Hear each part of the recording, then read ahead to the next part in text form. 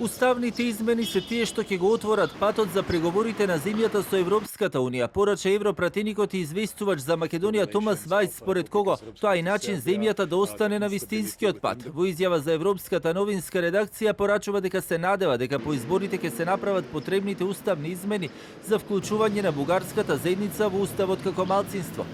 North Macedonia is still blocked by Bulgaria. Северна Македонија е блокирана од Бугарија. Всушност, има многу прашања поврзани со идентитетот, што го блокираат нејзиниот напредок.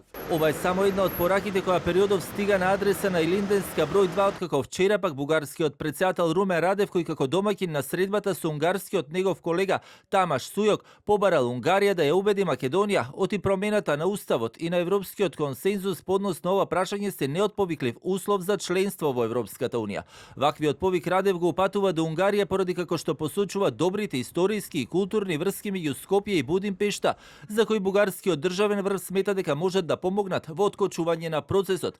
Двајцата претседатели, меѓу другото, разговарали за ситуацијата на Западен Балкан и за проширување на Европската унија.